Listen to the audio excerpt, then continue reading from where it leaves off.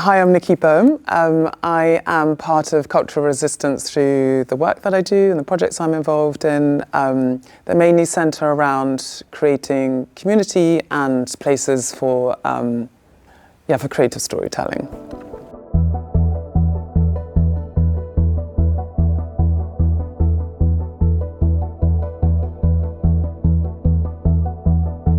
Well, I try through the work that I do and the projects that I'm involved in to create space for community and for intergenerational creative storytelling. An example I could give is the work that I do with Lilypad, which is a non-profit organisation that works in Berlin and also in Morocco, that creates library spaces for children and for young women who have been pushed to the margins of society.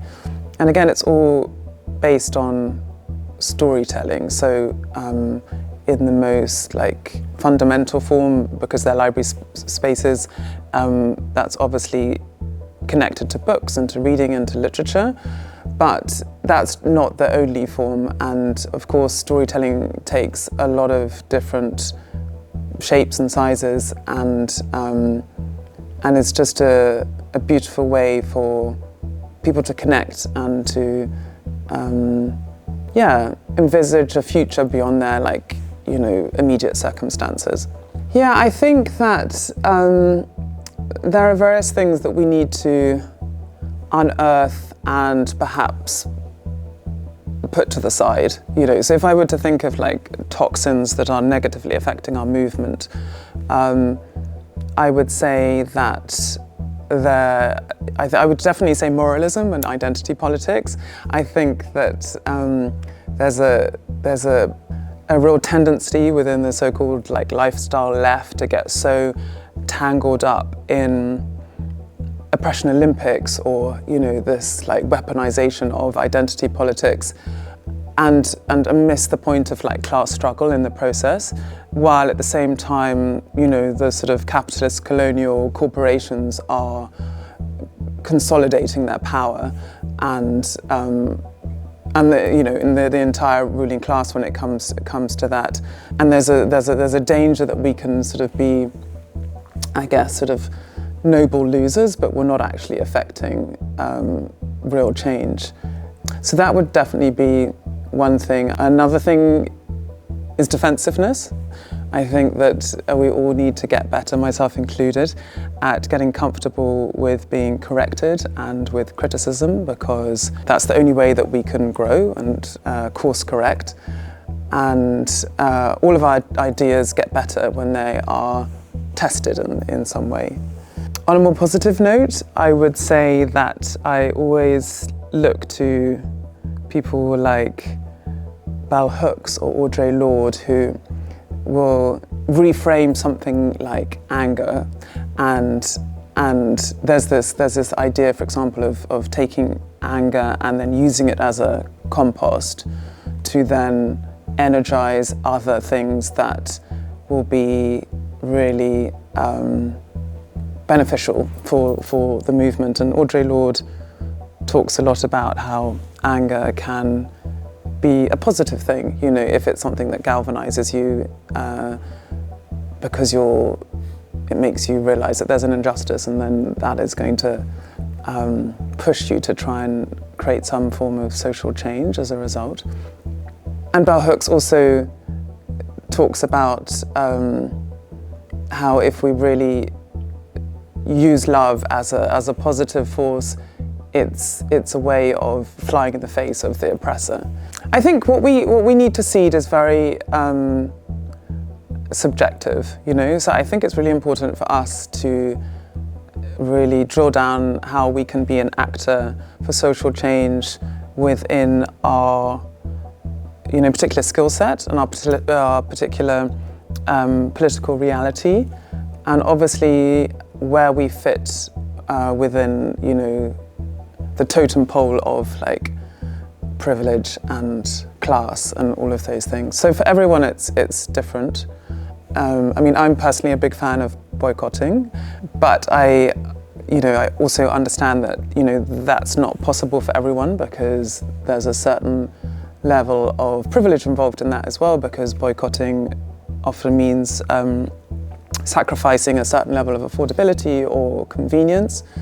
But within my, my kind of world, my cosmos, that is something that I look to sort of historically, and I think of, so many different, movements. If it, obviously, South Africa often gets, cited in this instance, but also the social justice movements in the United States, and one being the Montgomery bus boycott, which actually took like a whole year before the Supreme Court then banned racial segregation on the buses.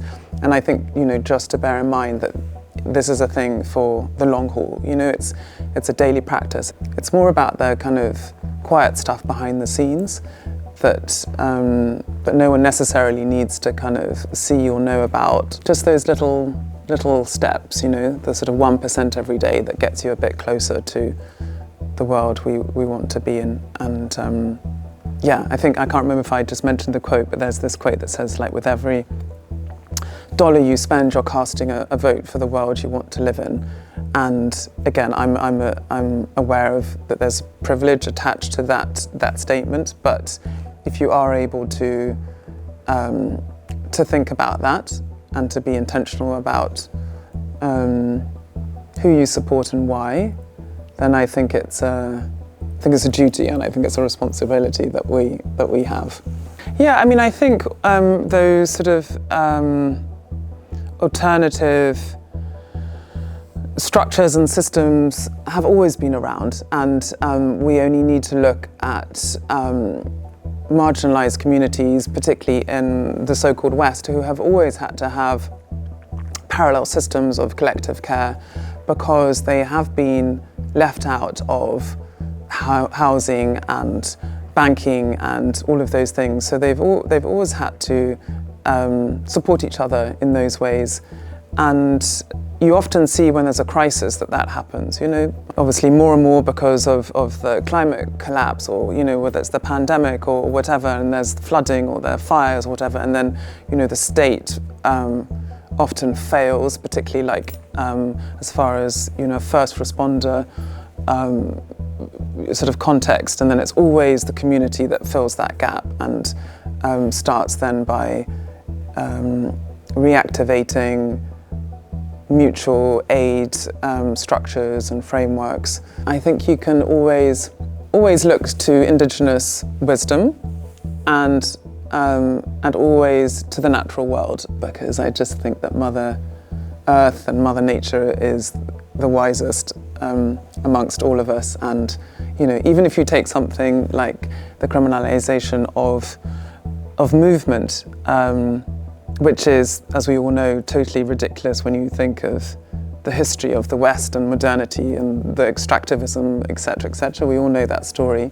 But with Fortress Europe and Fortress United States and all of these, borders and walls that are being put up within the imperial core, if you look at the survival of the animal species, it's always about migration. They all migrate. Birds migrate, animals migrate across the plains of Africa until, of course, the Marriott Hotel then decides to put a slap bang a new hotel complex in the middle. But that's just the story of their survival, and I think not just survival, but also like how they thrive. And so I, in these moments of like, doom and everything is like overwhelming, I think you can always look to Mother Nature and to Indigenous wisdom for care and support and for a beacon of light.